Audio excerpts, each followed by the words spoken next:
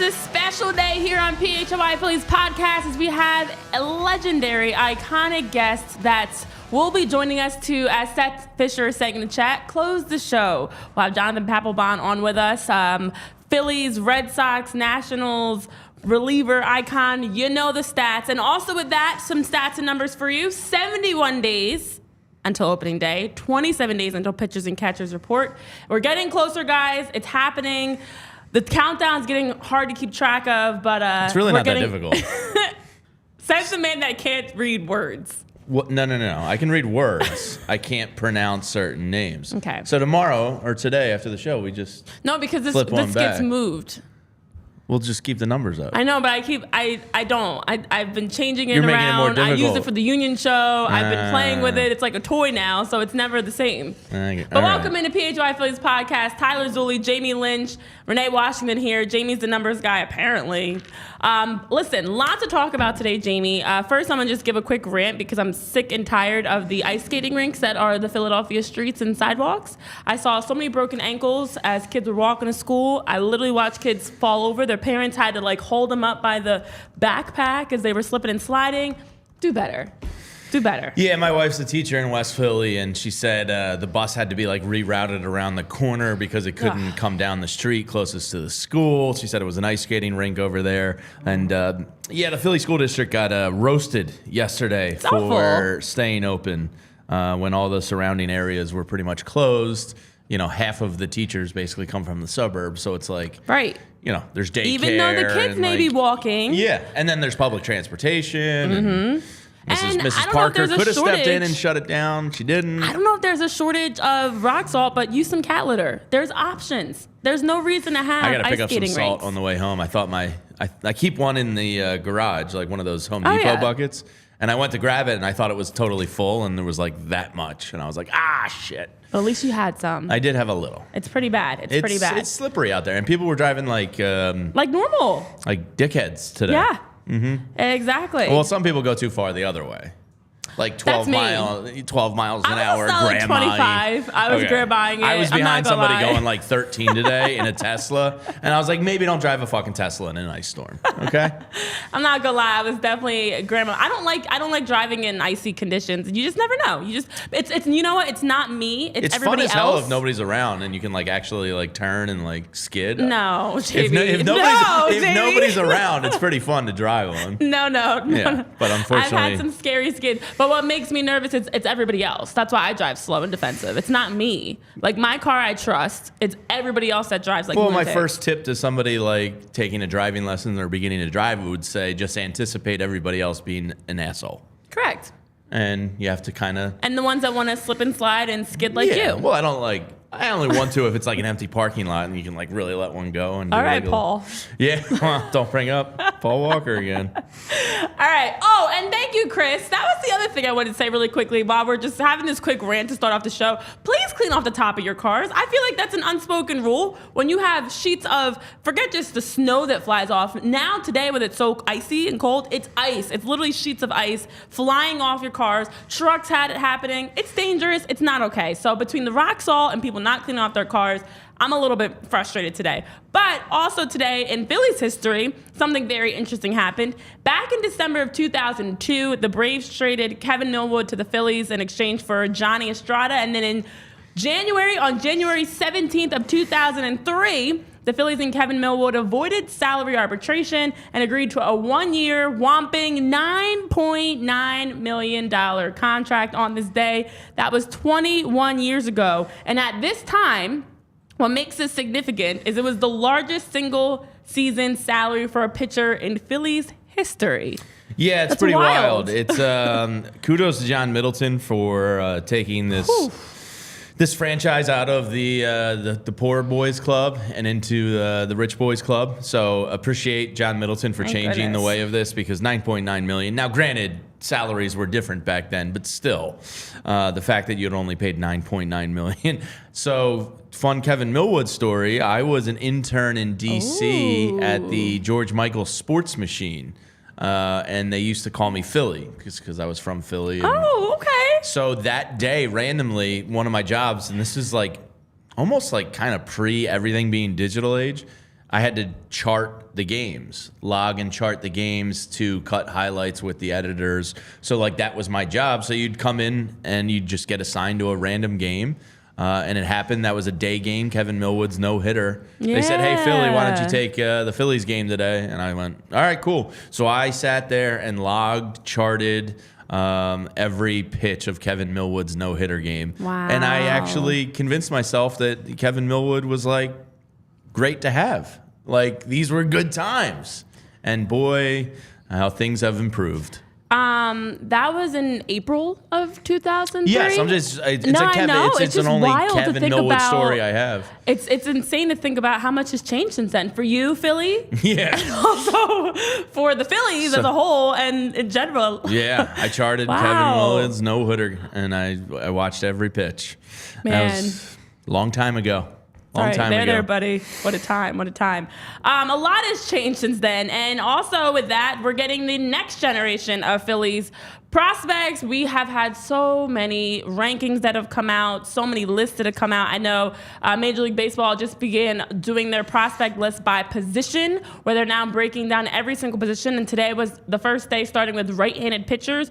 We had Andrew Painter at number 4 on that list. Mick Abel was on that list at number 7. They also gave superlatives for right-handed pitchers. Painter did get a superlative for control. Even though he won't pitch in 2024, they still felt like from 2022, with his walking of just 2.2 per 9 while pitching across 3 levels. That's pretty good. That's a great superlative for him. Abel got the superlative of curveball because of that distinct breaking pitch that he's able to throw and how he's been able to stand out and consistently do that.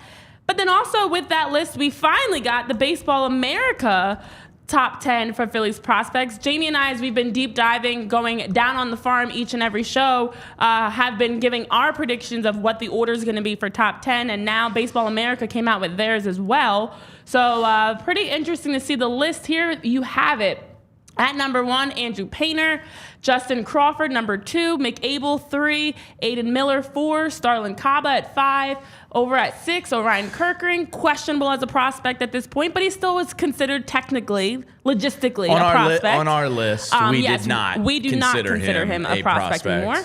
Brian Rincon at 7. You've got William Bergolia at 8. Eduardo Tait, whose last name we're still trying to figure out. To me, looks like Tate, but Tait sounds possible too. I think it was and then Gabriel Spiral Rincones at number 10. Yes, Spiral Out did. So there you have it. Baseball America's top 10 list. A little bit different from ours, of course, just from the fact we don't have Orion on our list. Fangraphs has their list out. Not too different than ours. I think Gabriel Rincones wasn't in our top 10. I'll have to look at our list. He was number 10 for us. Oh, he was number 10. Okay. So, yeah. pretty similar. Us and Baseball America, the same. Alex McFarland's the only one that we had in our list that's not on the Baseball America top 10.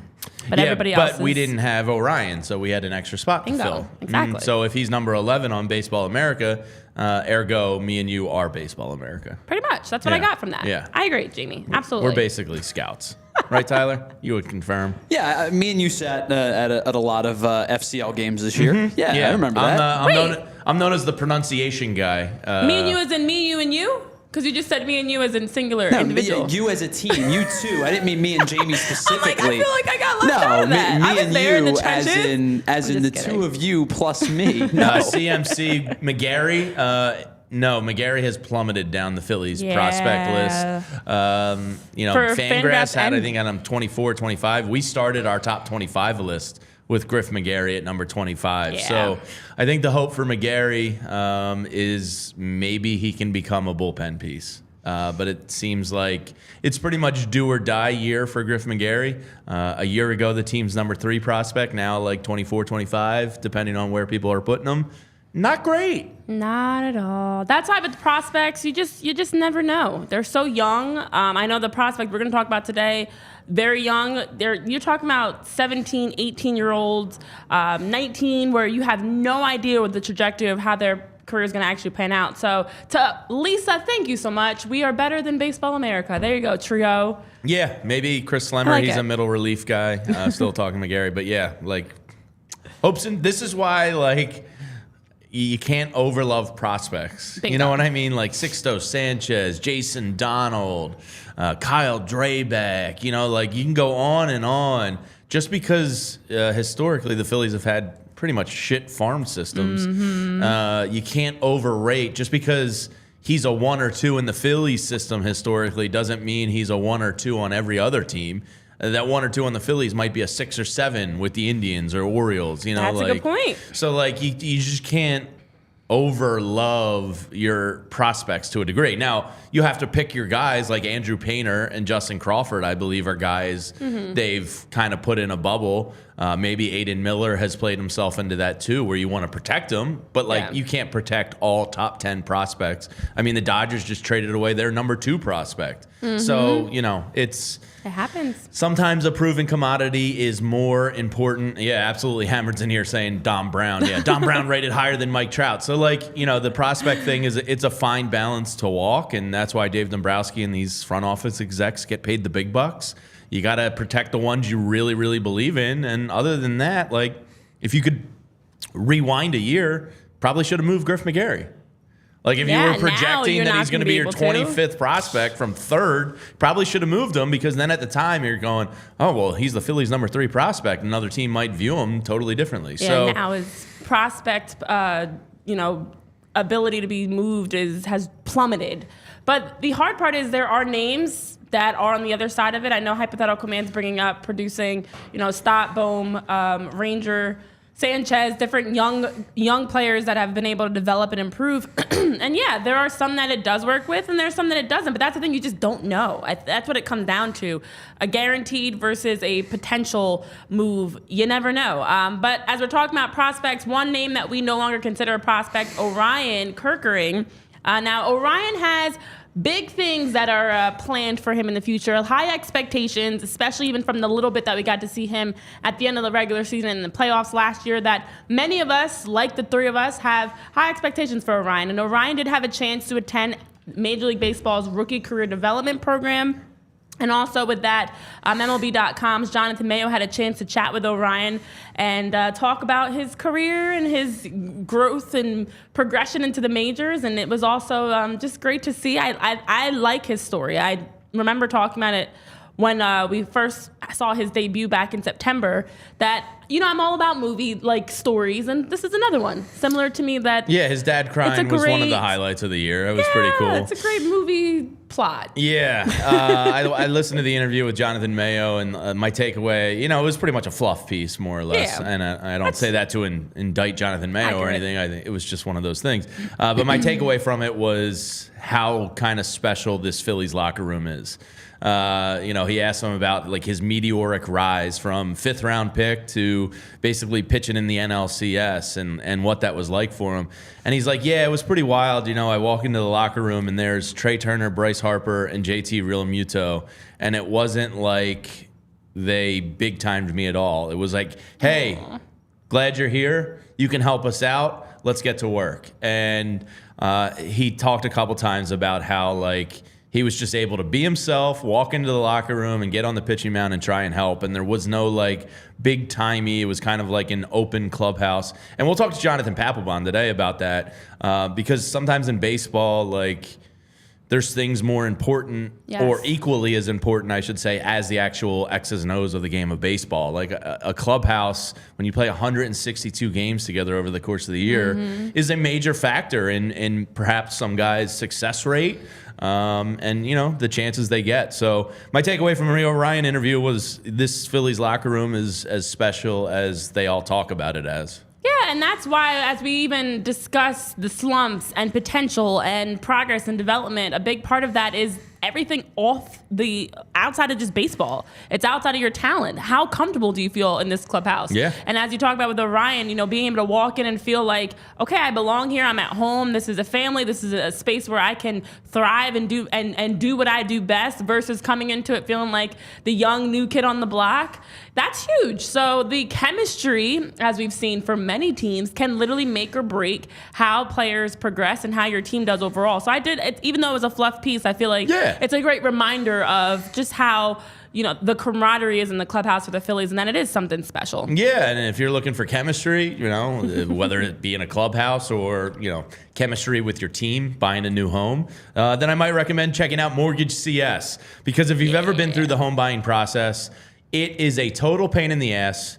Joe Average or Jane Average out there doesn't know the ins and outs of the industry, what you should be looking for, the credit precautions you should be taking ahead of time to make sure you get the best deal. But you know who does? Ben and Alec over at Mortgage CS. It stands for Mortgage Concierge Service. It's a white glove service, and they're a local company. They're an independent mortgage broker based right here in Philadelphia.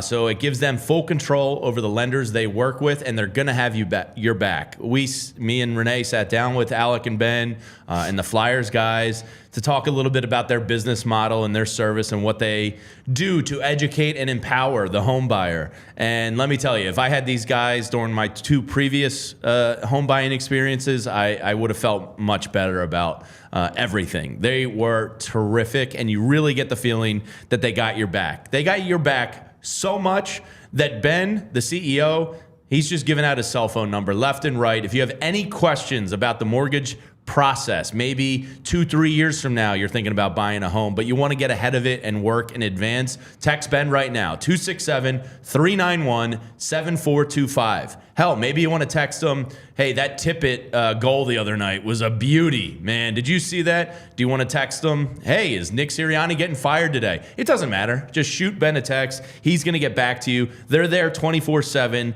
to provide exceptional customer service. They have a ton of easy tools on their website to make the mortgage process more approachable for you.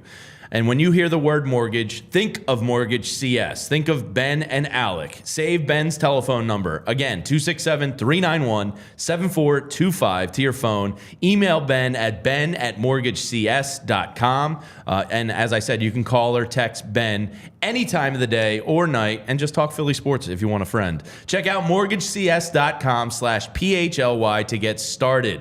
The advertisement is not a commitment to lend or extend credit. Mortgage CS is an equal housing opportunity mortgage broker. All loans are subject to credit approval. Certain restrictions may apply. Company NMLS ID 1464766. Visit mortgagecs.com for more information. And you know where else you can go to take advantage of some great deals? That's over at FOCO, the leading sports and entertainment manufacturer. They've got a ton of great things that you can purchase. Merchandise that ranges from bobbleheads and collectibles like the one behind me on our shelves here to jerseys and shirts and apparel like the ones behind me over my other shoulder here. Lots of merchandise you can buy to rock your favorite gear. They've got anything from head to toe that you can wear. Hats, sunglasses, hoodies, scarves, t-shirts, overalls, slippers and socks. They've got it all there at FOCO. So you can take advantage of our code PHLY10 to be able to get 10% off of your purchase over at FOCO. To save, they already have great prices. They do a ton of different deals throughout the course of the year. I know they had one for National Bobblehead Day. They also had like 50% off for National Hat Day. Lots of deals over at FOCO that you can take advantage of. Again, the code is PHLY to be able to get 10% off over at FOCO. So we did get a confirmation from Mr. Papelbon just a few minutes ago. He will be joining us in about 10 minutes. Countdown to Papelbon. As somebody that's booked professional athletes throughout my career, it's always a guessing game. It's very much a guessing game. Are they going to show up? I don't know. They said yes. Maybe. And they can literally say we'll be there in 10 minutes and not show up in 10 minutes. Yeah, you just never know. Excited to talk to him. I know. I'm looking forward to it. I am going to ask him about his reputation in Philadelphia because like some of the feedback you get on a guy like Papelbon is not overwhelmingly positive. So I do want to ask him if he wishes part of his career was here during some better years. He came right at the start of that just like bad decade. Yeah. And things just were not good. And, that's a good point. And we even saw it on the comments to our tweet when we were sharing that Papelbon was going to be joining us on the show today. Not all positive, but that's where timing is everything. And speaking of timing, back in 2021, the Phillies started making some moves as they hired Ani Kalambi to help them become a leader in baseball analytics. Alex Coffey has a piece on this that just dropped, talking about the Phillies analytics department doing a good job of just breaking down how much progress the department has helped with the doubling of their R&D department. The Phillies have been able to change how they evaluate and project player performance, Coffey says.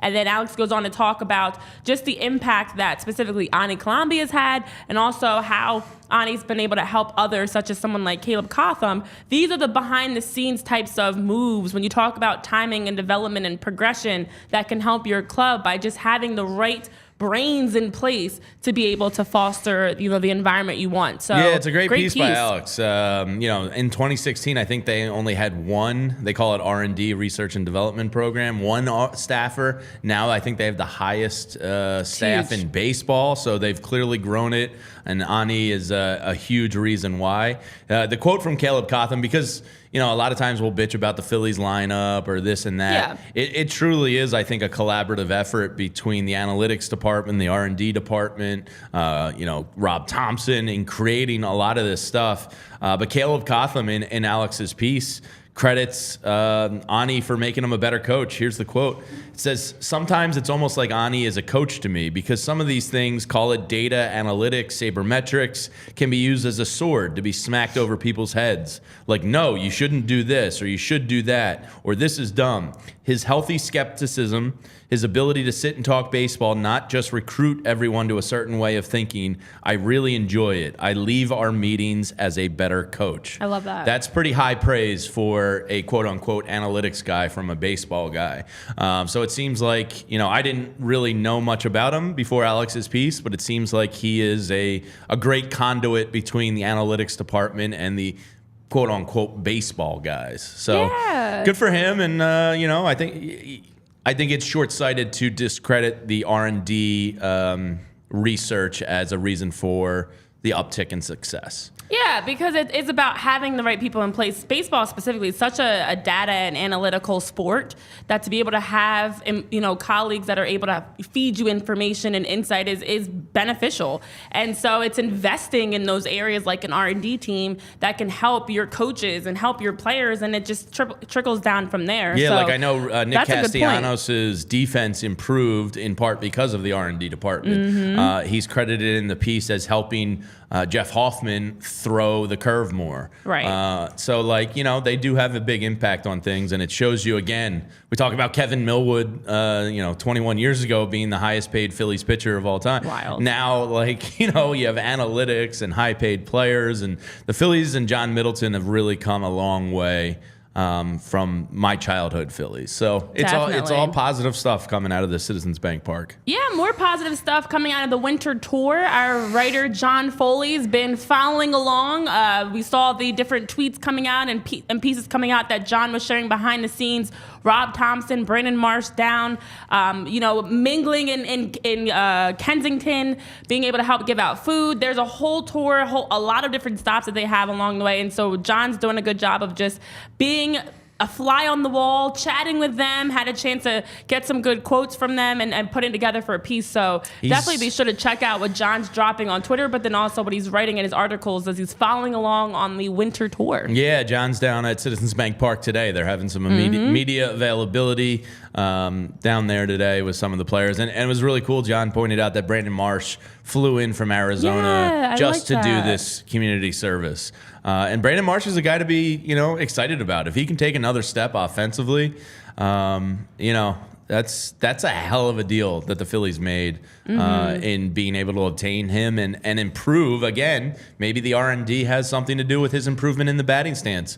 I'm sure, Ani helps supplement Kevin Long with some of his stuff. So kudos to Brandon Marsh for coming in and doing some community service in the cold of Philadelphia winter. I would not want to leave the warmth of Arizona to come into Philadelphia right now, but kudos to Brandon Marsh for doing so. Not at all. not at all. Well, you know who also had to leave the warm to come to the cold Philly from Hawaii? It's our prospect we're going to follow today, Devin Saltaban. Before we bring on our guest, Papelbon, let's go down on farm. Oh, that perfectly. I like the spinning of that. It's so cute. So our prospect today that we're taking a look at is Devin Ezekiel Boyd Saltaban, born and raised in Hawaii. And that must not suck. I know. I'm super jealous. Saltaban was drafted in the 2023 draft, third round, 98 overall pick. And here's the numbers for the number 18 prospect outfielder. 18 years old, 5'10", 180 pounds, and has 42 at-bats, 10 hits in 10 games in the FCL in 2023. Has worked with some great names such as Kaha Wong, which is Colton's dad in Hawaii. Also for Saltaban, did forego, of course, his collegiate eligibility to be able to get this professional contract, and a name that's been interesting, to say the least. Now, as a young outfielder, a center fielder specifically, many believe that he will end up being a corner outfielder and also will have a strong arm and is projected to have excellent hitting as he continues to progress. I know some of the grades that came out for him, his tools, his hit as a 50, power 55, run 55, field 50, arm 55, but as a top Hawaiian prospect, Saltaban's got potential in what you've been seeing from the various reports that have come out about him as someone that has a lot of growth there that can happen. Yeah, I mean, he's one of these kids at 5'10", 180 that does not scream power, but some of his exit velocity that he's shown, scouts do believe can translate to some power. One of the encouraging things I read about him was right after the draft, he entered the MLB Draft League, which is mostly college kids. And as a high school 17, 18-year-old, undersized to walk in there against, kids that are 3-4 years older than you and go compete shows me that this kid, wants to be a player. He has a polished, aggressive swing path with a lot of bat speed that they think can translate to above average power at the next level. Decent exit velocity that is encouraging to some scouts. He's turned his plus run times and should settle in as an above average runner in the future with split options, as you said. Whether or not he'll stay in center will be determined. He has an above average arm that will allow him to play those corners. And we'll see where it takes him. But he's definitely a kid that's probably going to be down in Clearwater this year with a chance to play as some of their prospects grow, or climb the ladder, I should say. He's still so young. He's 19 years old.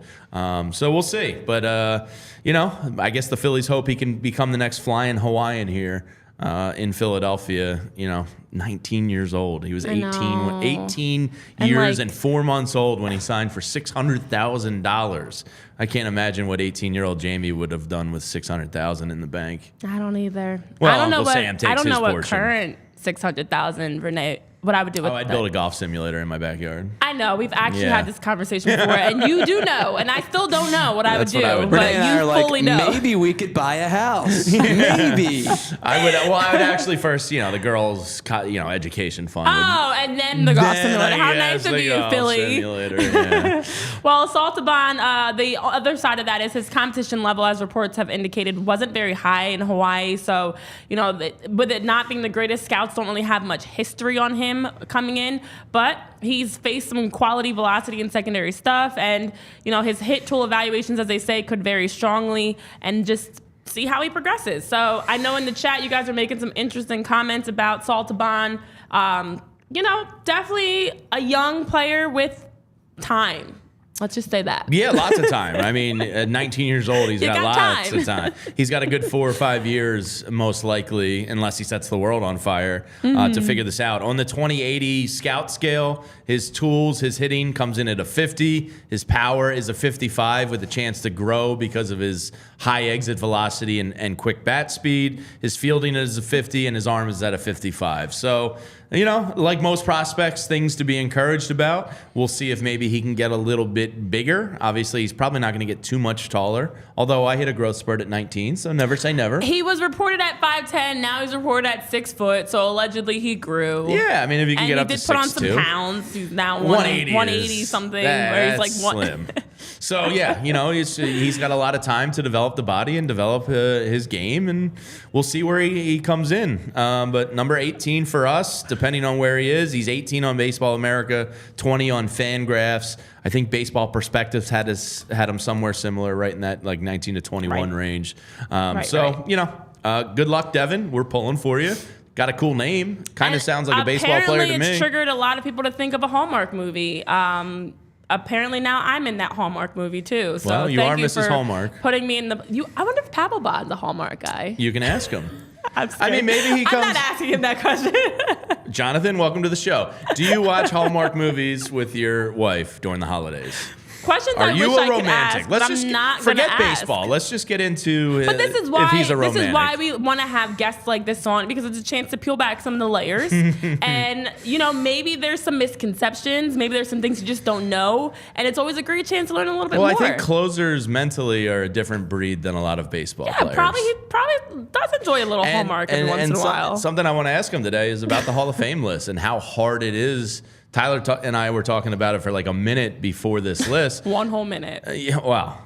Tyler's busy working, in and out, quick conversations. 60 whole seconds. But Papelbon is 11th all time on the MLB saves list, and a guy that's 6th all time is Billy Wagner. It appears he's right on the cusp of getting in, but the guy ahead of him, who's 5th all time, Francisco Rodriguez, still is not in, and looks like it's going to be impossible for him to get in, which is wild to think that you're top 5 all time at something and you're not good enough for the Hall. So closers in baseball and the Hall of Fame in particular is a weird subject, because if you're top 5, to me, like, that's kind of your case, especially if you're doing it in less innings pitched. One would think. Yeah, I have my thoughts on the Hall of Fame. I'm going to ask Jonathan his, because I really think ex-players and managers, I think there should be a Hall of Fame committee. I don't think it should strictly be a writer's vote. I think you cut it up like 33% writers, 33% former managers, 33% Hall of Fame players or some kind of council. Okay. I just think it's weird to have writers control it all. By the way, K-Rod is at 7.2% right now. Yeah, he's not going to get in. He's not going to get in. I mean, he'll stay on the ballot because you need the 5% to stay on. Is this his second or third year? He's relatively early in the in the thing. But so the only players that are currently going to stay on the ballot that are below him are Mark Burley and David Wright.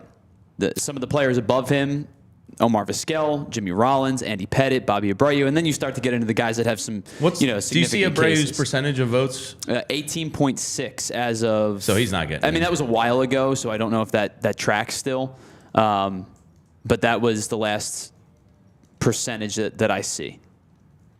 Yeah, that's. I don't think Bobby. I think Bobby Abreu is in the Hall of very good. It's the same thing. I mean, Francisco Rodriguez is still at 7.2.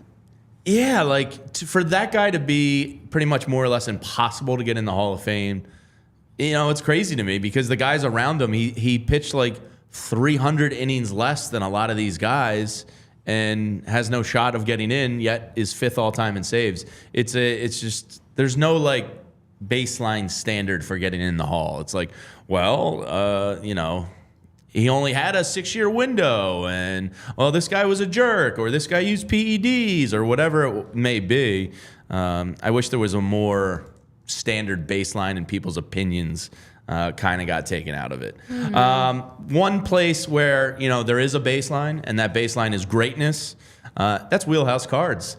They have 2 great locations in Wayne and Westchester, and Wheelhouse is our go-to sports card, gift, and apparel shop in the Delaware Valley. Their motto is cards and community, because the love of sports unites us all. They carry all your favorite card brands like Top Chrome Baseball and Mosaic Football, as well as tons of great gear, T-shirts, hats, hoodies, from brands like Mitchell & Ness, 47 brand, Junk Food, Starter, and one of my personal favorites, the Throwback Shy Vintage Sports. And if you're looking to have your sports card collection graded, Wheelhouse offers PSA grading submissions. They also host a ton of different family-friendly events and birthday parties every single month. So stop into either of their stores in Wayne or Westchester, open 7 days a week at 11 a.m., and use code PHLY to get $10 off any purchase of $25 or more in store. And be sure to give them a follow on Instagram at Wheelhouse Cards. Well, as we were talking about Hall of Fame, the official announcement for this year is coming up January 23rd, 6 p.m. Eastern Time on MLB Network. So we'll have some of these questions answered, but some of the more important questions we will not get answers to about just the process, the voting, who gets to vote. It's a lot from Hallmark to Hall of Fame. That's how we got there down that rabbit hole. Very interesting, and we're still going with Hallmark in the chat a little bit, which is interesting to me. Almost as interesting as some of the other off the rails that have happened, but there you have it. Don't bring up Paul Walker. You know, I was thinking a lot about Paul Walker yesterday. Why? Because of you, because of your questions, and I'm a little bit, you know, first of all, I feel like you can't speak poorly about people that passed away. It's I'm like not a speaking rule. poorly about him. I'm speaking poorly about how everybody reacts to Paul Walker like he was JFK. Okay. I don't think it's that bad. He's not in that many songs and stuff like that. I don't see the anniversary of a lot of other greats that died. Not Paul Walker. Every year we have to relive the anniversary of Paul Walker passing. Didn't we just do this? Yes. Yes. But we just did this. It's just. It's not me. It's you. It's not anybody. It's just Jamie. Yeah. Well, what the fuck? I feel like you're by yourself on this. I don't know. No, I'm not. I think the chat's 100% behind me. Who do you support? Mm-hmm. Me or Jamie? He was family. He was cool. He was awesome, and it was so surprising. I feel like tragic deaths deserve to have. It takes you time to process it. And that's what we're doing. We're processing it year after year because we're still surprised. Right. I can't believe here's the crux of it. I don't call that tragic. He caused it. No, that's not fair to say. Was he being risky and put his life on the line? Yes. But technically, being in the car, driving at any point, it's dangerous driving the car at any point. Driving to work and street racing are not the same thing. I mean, if you live in Philly, it kind of can be. That's why flying in a plane is safer than driving a car. Poor Paul. Guy just can't catch a break. It's been 11 years since he passed. Yeah, why are we still talking about it? It still feels like it was yesterday. No, it doesn't. It's tragic. Tupac, we talk about. Biggie, tragic we talk is about. Disease and things out of your control. When you're willingly doing something that you know is a life risk, I don't call that tragic. But he was doing it for fun. That's like saying, you went on vacation on a boat and your boat sunk. It's your fault. Like, technically, we all are willingly doing whatever we're doing, but it's not to die. Like, oh man. I will not call Paul Walker's death tragic. You will never change me on this. And Jonathan just said he'll be joining us momentarily. Okay. So there you have it. Wow. Okay, in the chat. You know what? You guys typically do favor Jamie, is what I noticed. But it's a lot of men in here, so I'm gonna just chop it to that. I think it's where's my ladies at? No, I don't think it's that. I think it's just I'm right. No, it's I not just mean in tragic. general. I feel like you guys Don't probably go street think very racing. similarly. From Pitbull to Paul Walker, you guys are very much on the same page with stuff. Pitbull sucks. Oh my gosh. I did not come here for this slander. And I quoted another movie today. Me, you, John, and Tyler have a text group chat, and I quoted another movie. I gave you a softball today. Have your own text threat. Take me out. I gave you a movie quote softball, and Renee, you broke my heart. You had to say it. It should not be a good joke if you have to explain it. No, it wasn't a joke. It was a movie quote. And if I said to the chat right now, his name is Robert Paulson. His name is Robert Paulson. They're going to get it. And then you had to say And then I said, have you even seen the movie, Renee? Tell me you've seen it.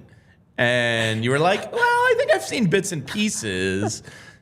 And Tyler and I agree with you. I think it's a movie you only have to see. Yeah, you only need to watch it. I mean, it's a great movie, but you only need to watch it once. But so my thing, Renee, that oh no, with the fact that you didn't get the reference is totally fine. What boggles my mind is that you said, I've watched some of it.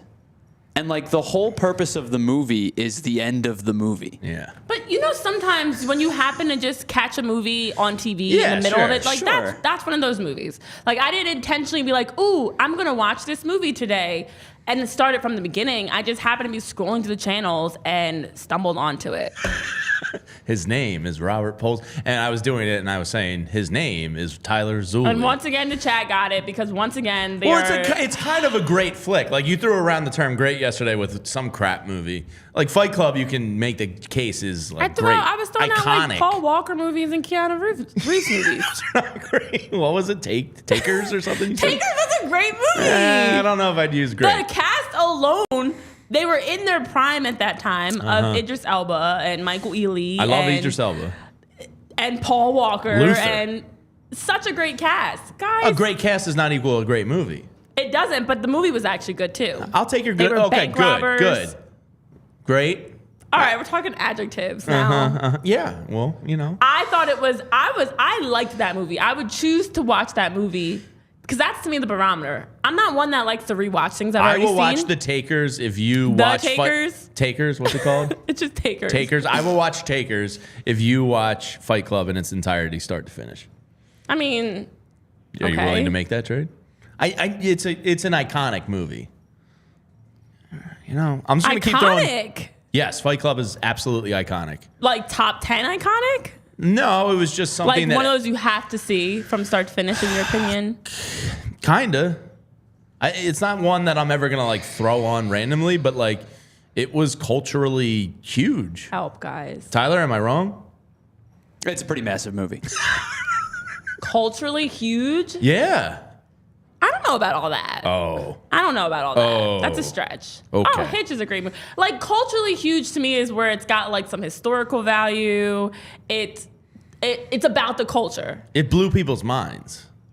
That's not like Sixth Sense, you would agree, was like a cultural movie because of the ending, right? that was a great, not cultural though. Yes, that's it a different was. term. Absolutely. I See Dead People is like one of the most famous movie quotes of all time. No, I wouldn't call it like a culturally iconic movie. I would just call it a generationally top movie. All right, we've got our guest here. Move along here, Jamie. I'll let you do the intro because yes, we won't get a great walk-up song, but I feel like give us your best. If this is like your, and now. Yeah. He's 11th all-time in saves in Major League Baseball history. He is your Phillies all-time saves leader. He is Jonathan Papelbon. John, do people call you John, or is it strictly Jonathan? What do your friends call you? You don't want to know what my friends call me. John. John, we appreciate you taking time out to join the show. I'm curious. During your career, great career, you got to be a part of some iconic Red Sox teams known for, just iconic series with the Yankees and coming from behind. One of the things we were talking about today is the Phillies seem to have kind of a great clubhouse chemistry and environment. How important is that clubhouse environment and chemistry to translating to success on the field? Like how big is it to your average fan that may not be aware of how important that stuff is? Well, so as far as winning it all and winning a World Series, in my opinion, it is at the top of the list, no question about it. I really can't, and I'm trying to jog my memory now. I'm really trying to think of a team that just had nothing but studs and never got along. Maybe a Yankee team or two. But you have to have a chemistry in that clubhouse that feeds off of one another. All the egos have to come together. All the coaches have to be able to manage those egos. And when that happens, and when you have a manager that's able to do that and you have a team that's able to come together, you get an Arizona Diamondbacks. You get 04-07 Red Sox. You get, 2008 Phillies. You get those teams. And you can see as well, maybe not as an average fan, but as a player, you can definitely, as you're playing against those teams and they roll into the stadium and you see they walk together, they talk together, everything is just and you notice it and you feel it. And so to me, it's number one. Talent comes second. Can you see that in a team when you watch baseball games? Like, is there stuff you can see in game that you just know, like, shit, that group is tight, they have what it takes? Well, like, what is it that you see when you see it? So for me, there's little things that go on and little nuances in the game that you see. The way a manager interacts with a player, the way and usually when something bad happens is a big tell, and how that team responds, or how they, when adversity happens, what do they do? How do they come together? What does the guy that's hitting before Chase Utley, like a Jimmy Rollins, does he sacrifice that at bat, not swing at a bad pitch and take his walk? Little tiny things like that, to me, will never leave the game of baseball, and you have to have that. And at the end of the day, culture eats analytics for breakfast, my friend. I like that, John. Now, as you're talking about culture and chemistry and vibes in that sense, you know, you've been fortunate, obviously, playing with the Nationals, the Phillies, the Red Sox. You've played with various teams as a player. You've been in different ballparks. But what is Philly like in terms of being part of the Phillies, being a part of this environment as a player, that in terms of when you look back, what it means to you? Because I think a lot of people lose that, of being in certain cities and certain franchises. It's different. It's a different environment. But as a player with the Phillies, how would you summarize being a part of this franchise and this club? Okay, so to me, those environments mean everything. It's number one reason why I signed in Philly. I was a big believer that I could not thrive in any other type of market. I just felt like I knew myself, and I wanted to go somewhere where expectations were high from the fan base and from the staff and from ownership. And maybe it's good I didn't have Twitter back then, and I just now started doing Twitter. But, you know, I had made a comment that, you know, I didn't come to Philadelphia to lose. And I think some of the fans took that in a little bit of a wrong way until they kind of realized, oh, shit, man, this guy, he came here for the same reasons that we wanted him to come here, is to come kick some ass. Now, unfortunately, we had Ruben Amaro at the helm, and he had the keys to a Ferrari, I feel like, and it kind of wrecked that. Did we have injuries? Yeah, but he was given a pretty good payroll to work with, and somehow we couldn't win. So, you know, I know injuries have to do with that, especially throughout the course of the season, but I did not expect to come back. I really thought I was going to win 2 more world championships. Yeah. So is there part of you, obviously you don't want to like cut short your time at Fenway Park because you were a part of some special baseball history up there, but is there a part of you that wishes you were in Philly to experience that joy in an environment like this? Oh, there's no question about it. To me, I think the fans in Philly, just like in Boston, they live and die their baseball, and they live and die their sports.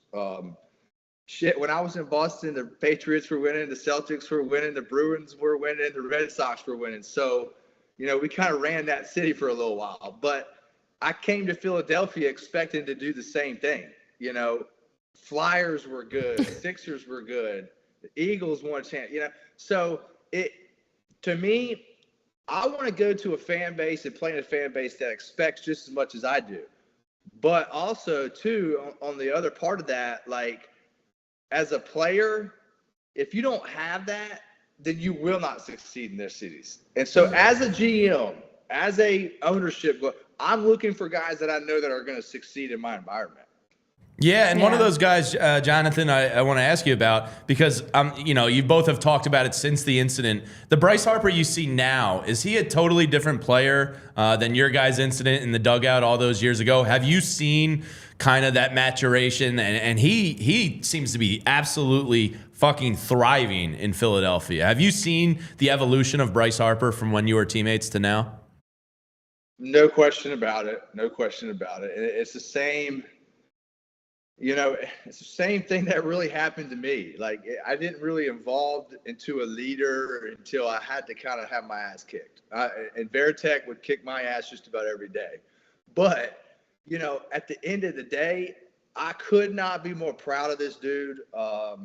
You know, to me, as a as a GM, if I have the kind of player that he is now, and the kind of leader that he is, like, there's no reason why Philadelphia should not win a World Series, in my opinion. Now, I'm not inside that clubhouse. I don't know what their culture is and how they, but to me, it seemed everything that I see that they had a great, shit happens, man. And I'll be honest with you, I took the Phillies last year, about halfway through the season at plus 1,500 to win the World Series. So I would have won about 150 grand if the Phillies would have won. So I really, truly wanted them to win, believe me. But at the end of the day, like, they have what it takes. And I couldn't be pulling for him more than any other player in the league right now, to be honest with you.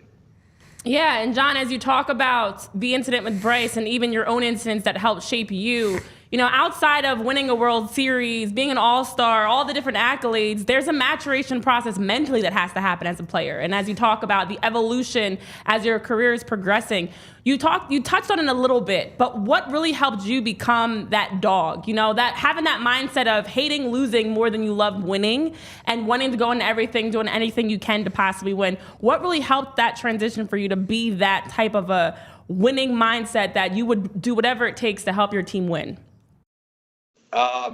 So for me, there was no transition. That's a really good question, actually. I like that question. I think my transition was over years and years of childhood, over the environment I was brought up in. My mom's a 3-sport athlete. My brothers all made it to AA. There was, if you did not finish first at dinner, there were no seconds.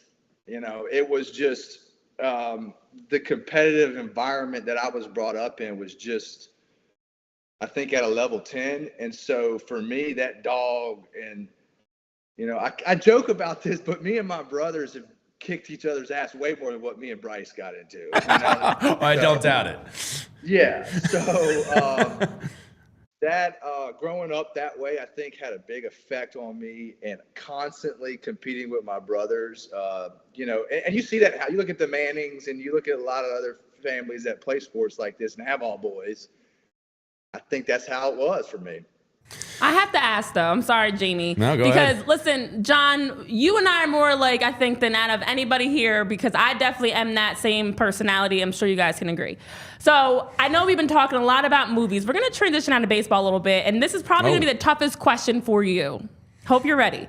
There's been a lot of talk in the chat. We were talking about Hallmark movies and Paul Walker and all types of movies. What kind of movie guy are you? And I'm gonna actually take it a step further. If you had to have a movie about you, who's playing Kenny Jonathan fucking Powers? Who's playing? No question, Kenny Powers. Yes, you nailed that. Yes. In fact, I used to get a few Kenny Powers jokes when that was a big Eastbound and Down was big. I love that. So my teammates used to kind of call me that too. But yeah, for me, growing up, you see this is actually the award the Phillies gave me when I broke their all-time saves leader. It was off the set of Terminator. Oh, So, that's awesome. I'm a big Terminator guy, Arnold Schwarzenegger guy. In fact, I actually worked out with him, and I put on Twitter that I was lifting more than him, but he's 40 years older than me. Yeah, so for me, I'm a big Terminator guy, but I actually watch more documentaries, and I'm a Sasquatch believer, an alien believer. So aliens 100% exist. Yeah, definitely. for sure. Yeah.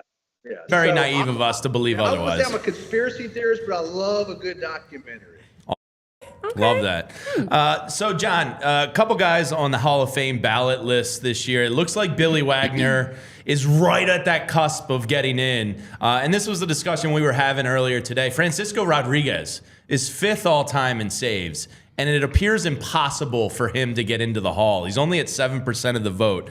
Kind of a two-part question. Is the Hall of Fame important to Jonathan Papelbon, and why is it so hard for closers to get into the Hall?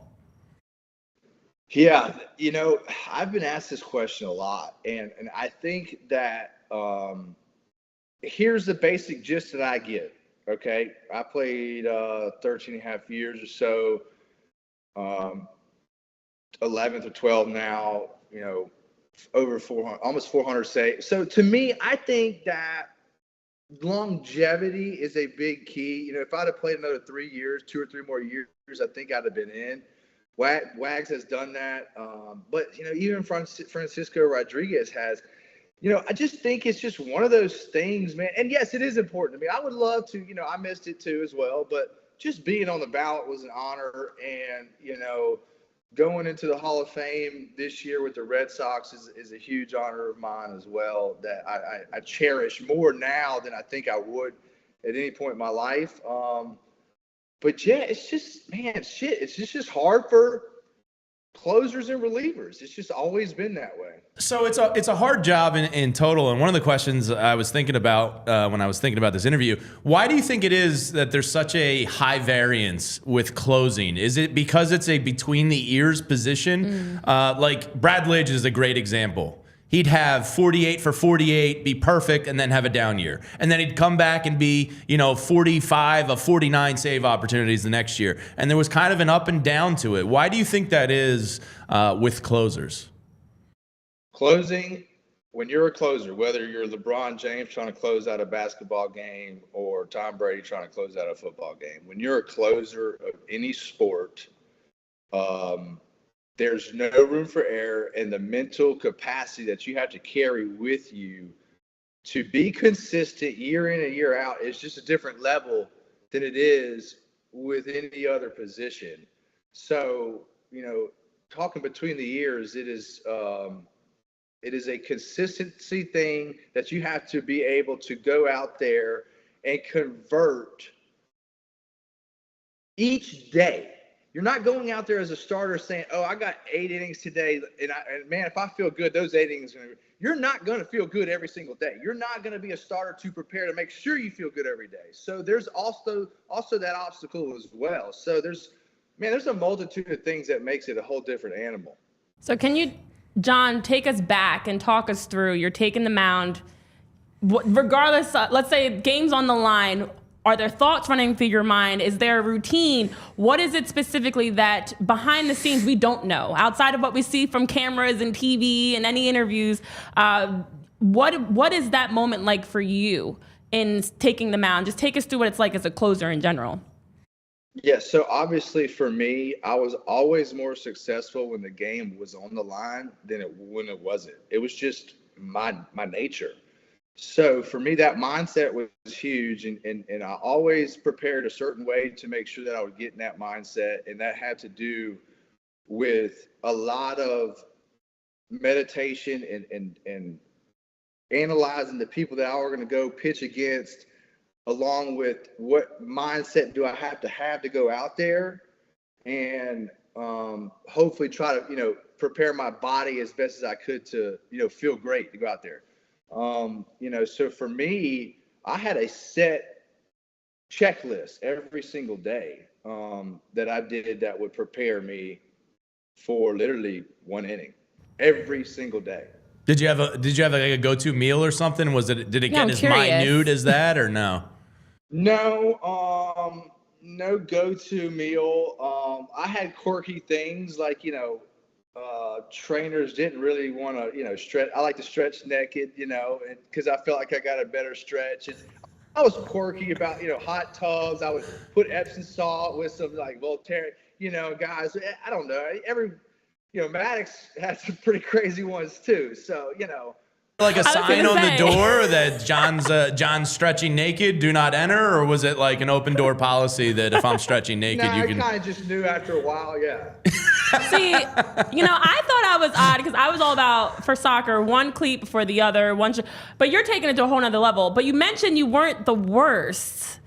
What is the worst that you've seen in terms of a pregame routine? I'm just curious. There's some bad things in baseball, man. Like guys shitting in other people's shoes. I mean, there's some bad practice. Lighting people's shoes on fire. I mean, there's some pretty good ones out there. Yeah. Wow. So John, another question I have is in this new age of bullpen arm usage, it almost appears a lot of teams are getting away from a quote unquote everyday closer and more just having these high leverage guys, those 2 or 3 high leverage guys Jose Alvarado, Jeff Hoffman were kind of that for the Phillies a little bit this year, as well as Kimbrel. Do you agree with this new approach to bullpen arms and kind of rotating the guys, or are you a team's got to have a closer, got to know your role type of guy? Yeah, I'm definitely the second of that. I think it's a lot easier for guys to prepare when they go out, knowing what role they're going to be in. Now, yeah, you can tell, hey, today we're going to switch your role, but going back and forth from roles is not easy. I don't care what job you're in. It's like, okay, you're a shift manager now you're the GM now. You can't do that, man, in my opinion, because especially out of 162 games, you want to create consistency, and to create consistency, you need to be in the same position every day. Yeah. I know Tyler actually has a question, our producer, that he wants to ask you, so I'll toss it over to him. Yeah, so you were talking about, the guys that just want the ball, and I'm curious if that plays into your answer here. With so many guys that are touching 100, throwing 102, you got all these hard-throwing, back end of the bullpen relievers and type guys. Guys like Paul Sewald, who are throwing like 92, 93, how do those guys still do it at such a high level? Sewald was great in the World Series. How did those guys still do it in today's game? Okay, he does it with a big set of nuts, number one. He does it, two, with great conviction. If you're a pitcher and you pitch with conviction, you've already beat your head of the game. It doesn't matter what pitch I'm throwing, I'm convicted in it, and I throw it. He pitches exactly that way. And third, he has amazing deception. And believe it or not, all of this spin rate and all this, he has great spin rate, even though he may not throw hard. So it doesn't matter. His spin rate's still great, and he's not throwing hard. So he's still got a lot of deception. So that's exactly what makes him successful. Jonathan, I'm curious. Who was your favorite teammate when you were here in Philadelphia, and why was it Chooch? Chooch was he was just my guy. He was just my Panamanian redneck, man. I'm from Mississippi, so we both like the same things. He likes, chickens. I got chickens, bull riding and stuff like that, and we just kind of hit it off. And, I'm your favorite teammate? I kind of was just joking because we all love Chooch, but was he one of he was your dude? He was my guy. Wow. Yeah, he was my guy. Yeah, no, him or probably Kyle Kendrick. But Chooch to me, and I always, whether it was Veritek or Chooch, I always tried to really know my catchers inside and out. Whether we had a lot in common or not, I felt like that relationship was that important. It was the most important relationship to me on the team. So I always try to do whatever I could with my catchers. That's awesome. I like that. Speaking of the Hall of Fame, three guys that you got a little bit of a chance to play with. I think at least one or two of them was still here. Ryan Howard, Chase Utley, and Jimmy Rollins are on the ballot. Utley looks like he's going to hit the threshold eventually here. Jimmy looks like he's got his work cut out for him with the percentage of voters. Again, two-part question. Do you think the three of them belong in? And two, do you agree with writers having so much say in the voting process? Because I don't. Yeah, I don't either. And if I'm getting elected into a club, in a very prestigious club, I truly only want to be voted on by those people in that club. So my opinion is the only people that should have a Hall of Fame vote are the writers or the players that are in the Hall of Fame. Which I don't think that will ever go that way, but we'll see. I agree with you. I think there should be a Hall of Fame committee of ex-managers and players that vote on their peers rather than writers with sometimes agendas.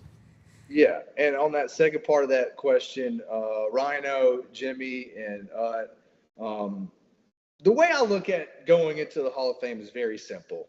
If you are a player that can dominate an era of baseball at your position and win a world championship, you should be in. So needless to say, all three of those guys dominated at their position for an era of baseball and won a World Series. So, I'm pulling for him, man. I put you on the Hall of Fame committee. You'll give those three their votes, huh? Yeah, no question. All right. All right. Well, we've been doing a lot of looking back. I kind of want to look ahead a little bit, specifically for you.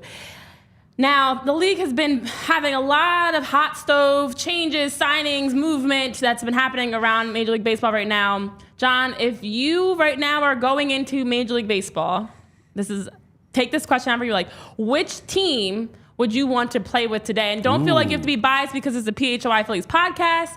Which team would you want to join today? And which player would you want to play with that maybe attracts you to want to be on that team? That's an easy question. The Phillies. I want to go do part 2 with the Phillies and actually win this time and play with Bryce again as who he is now. And even Rob, the manager, man, I love his style. I do. I like his style. I think the players gravitate towards him. That would be a part of my decision as well. And yeah. No question. That would be my choice. It seems like they, Kyle Schwarber's kind of the Veritek down here, the leader of the clubhouse, and it seems like they have the right group of guys, and, we'll see if they put it together. Your thoughts on the pitch clock as we're winding down here with you, Jonathan? And again, we really appreciate it. The pitch clock, do you like it? Do you think it's good for the game? No, I hate it, and me and Joe West used to get into it, who's a former umpire, about pitching and pace of game, and I had many meetings because of pace of game, but my thing was the game's on the line. This game is going to go how I dictate it. It's going to go either short or long or however I want this game to go. I'm in control now. I have this baseball, and the pitchers can't do that anymore. You can't step off it twice. When I started doing NESN, being an analyst for NESN last year, I really looked into this, and I realized that it definitely is an advantage for the hitters, but the pitchers will figure out their way with it. And to me, if you're going to watch a Tyson and Holyfield fight, do you want to watch it for 1 round or do you want to watch it for 12 rounds? Right. That's how I look at it. Well, John, it's definitely been a pleasure as we've had a chance to get to know a lot more about you, some great stories, and even just to hear how far you've come from that competitive household growing up to World Series and all the accomplishments, to just sitting here with us today. And looking back now, which moment do you feel like, aside from winning the World Series, of course, I'm going to take that out as an answer, which moment do you feel like really helped shape you as not only a baseball player, but as a person today that you look back on and are most appreciative of? I'm sure there's many, but if there's one that jumps out at you, I'd love to hear it. Well, I think one of the most appreciable things that I can appreciate was my relationship with Tim Wakefield and Jason Veritek and David Ortiz and some of those guys that when I came into that clubhouse, it was their, not their, it was their, they were there to help me and compete against me, but yet help me become a man. And so if I didn't have that, and I look back on that a lot, and, rest in peace, Tim, and if I didn't have those 2 or 3 guys, I feel like my evolution would have been different, and it wouldn't have been as successful as it was. Like I said, Veritek kicked my ass many times, would sit me down many times, and I was young and cocky and very successful too. And so it shapes you and you learn. And so for me, that's the one biggest memory I have of shaping my career. Wow. Last one for me, and then we'll let you go, John. Who do you think, because I think about this all the time, Manny Ramirez, without a doubt, one of the greatest hitters I've ever seen. Who do you think is just the most, regardless of position or anything else, who do you think your most talented teammate you ever had was? I think the most talented teammate I ever had was Dustin Pedroia. You're looking at a 5'6" guy that hit 20 home runs a year. To me, he had the most talent and got the most talent out of that body than any other player I've ever seen. That's great. Well, John, it was a lot of fun having you on. You're doing some work with Nesson. Always a great baseball mind to pick the brain of, and we appreciate the time. Enjoy the hunting and the rest of the off season, and maybe we'll have to get you on for this next Phillies World Series run once we get into the depths of the season. Yes. When the Phillies get the World Series run, I'll holler back at y'all. Yeah, I was gonna say, if you find yourself in Philly, let us know and we can link up. First beer's on me, John. All right. Sounds good, guys. All right, have a good one, John. There he is, Jonathan Papelbon. I really enjoyed the conversation, and to the people on social media being like, "Why are you having this guy on? He's a JO. It's like I had a feeling he was probably a little bit better of a dude than the public perception allowed to him. And I think that was a fun baseball discussion.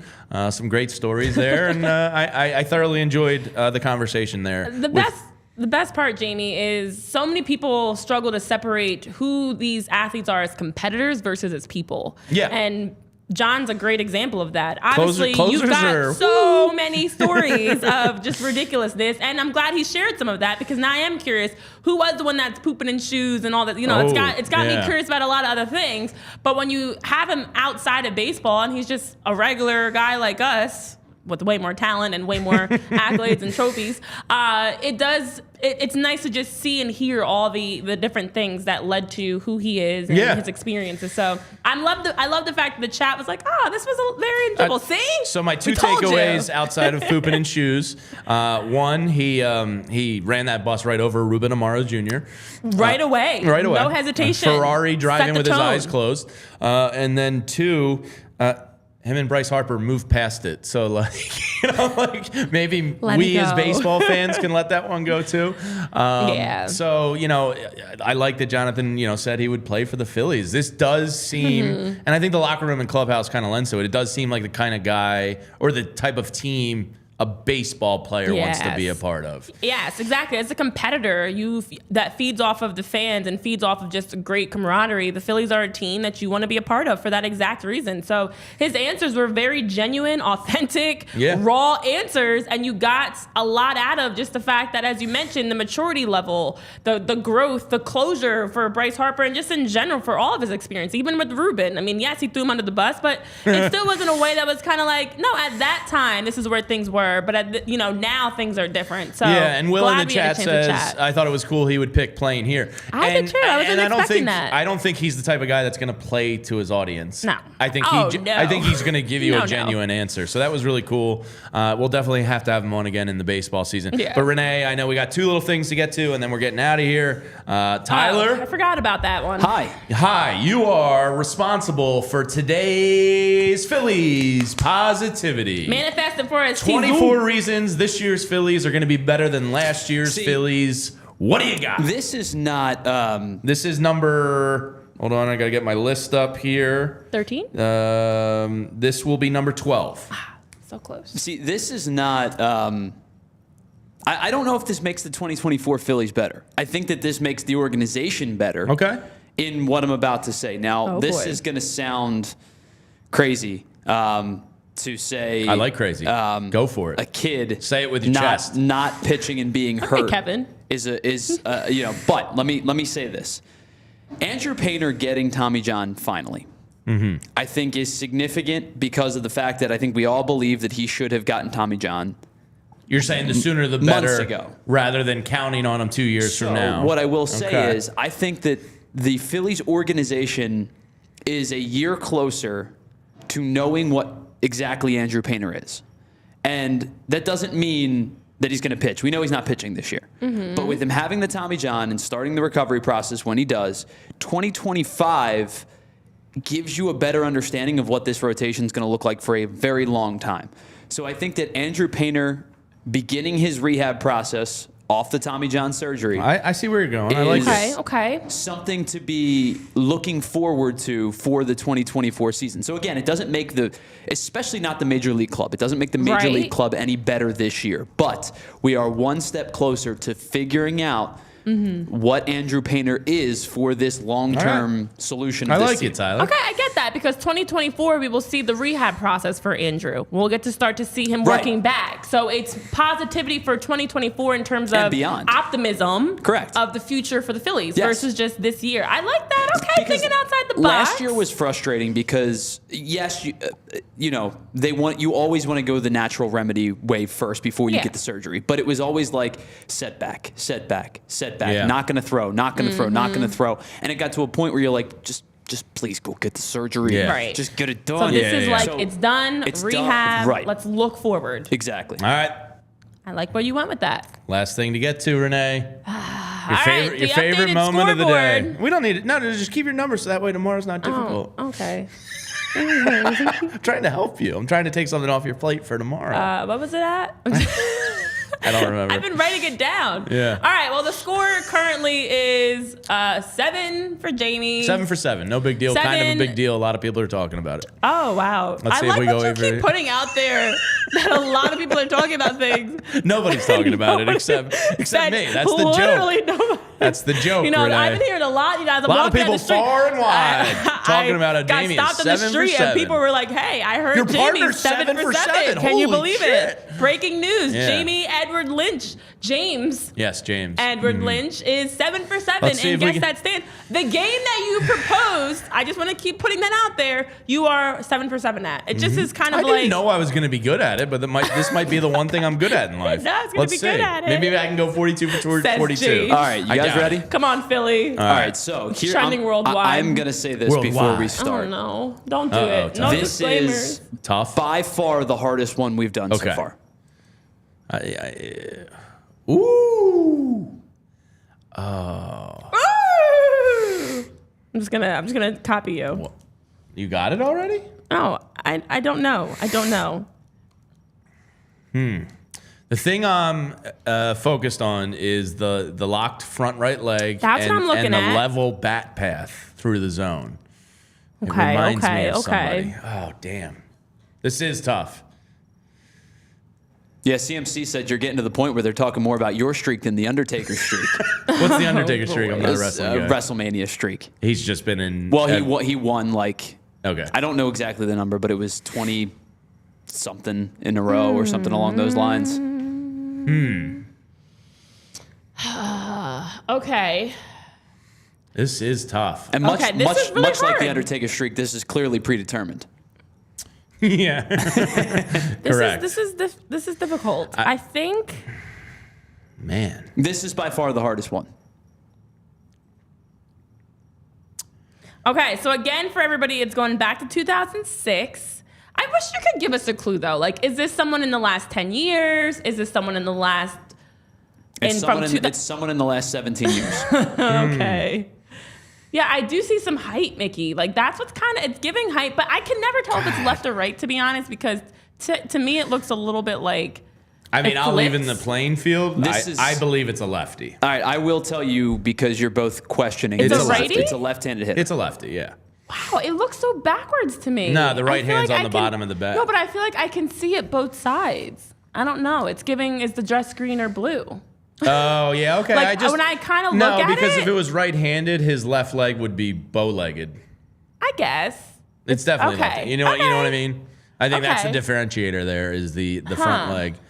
Word on the street is Troy Aikman's talking about you too. Yeah, I was a Jim part of the saying. Monday Night Football broadcast. Troy Aikman was blown away that I was 7 for 7. could not believe it. Shit. Oh, this is really tough. I don't know. All right, guys, I need an answer. Yeah. I'm just not having one come clearly to me. This is tough. You were not lying, Tyler. Oh, this is by far the I hardest don't even one. know who to say. This is a really Now difficult that one. God, this is like one of those weird eye optics things. Now that I tried to focus on it being a right-handed hitter, all I can see is a right-handed stance See? with a bow-legged left leg. See? And I it told looks you. It's like a total mind fuck I for told me now. you. Left-handed hitter. I was No, it's looking at definitely it and I left-handed. fully. But now I'm all screwed up because of the leg, and it looks like he's got a broken leg. Oh man, It's not Tommy. I don't even know who to guess. It's not Stairs. Guy's too thin to be either of Yeah. those He's two very players. thin. Tall. All right. Yeah. Ooh, in the chat, I'm gonna text you, Tyler, but I am not I'm not feeling good about this. Let me just say that. Today could be my first time. Thank goodness. Absolutely hammered, by the way. Raul was our answer yesterday. Raul. I'm just trying to think. I'm just going through all the lefties in my head before I submit this. I haven't hit send yet, Tyler. Sean Mayberry. All right, I hit send. Okay, Jamie's I'm locked in. coming in with my answer. I don't feel good about it. All right, Renee's locked in. Guys, Wait, have you heard a correct answer? in the chat or from you two? In general. We're wrong. Yes. You're both wrong. fudge. The streak I is kinda over. felt good about mine, And actually. Hypothetical Man put a comment in there that I just breezed through. He goes, it would be so diabolical if we put a pitcher on this list. No. Because it is. No. Like, what are we doing here? Pitchers wouldn't have ever crossed my mind as an option. And somebody that's said funny. it looks like Cole Hamels' body. I was thinking that, but I didn't think I didn't it could think be these him. were on the table. What is happening here? This That's one not one fair. gets an asterisk. You and Renee Chris are. cheated. I did not cheat. What was your I answer? still got it wrong. What was your Put answer? Bryson Stott. Mine was Don Brown. You put Don just- Brown. It was just Bryson. I considered Bryson, but I didn't I think he could was see a tall little enough. Bryson. I know the height was And then I throwing me off, considered and Garrett was very Stubbs, slim. but I wasn't considering pitchers. So fuck you, Tyler and Chris, very much. But we'll be back tomorrow with another one. I was feeling so great after our chat feel like with I got John, and then I I got feel like sandbagged. we just got robbed. Yeah, that is just evil. That's just evil. That was so rude. I agree. It is kind of messed up. Like, good lord. I guess we never specified I- batters. We did just say guess that stance. I said we need to have a list. Okay, we need to have like You a know, word. We need like a name bank. I should have need a dropped you name down bank. to, well, this guy didn't hit after, was it 2020? I can promise you that.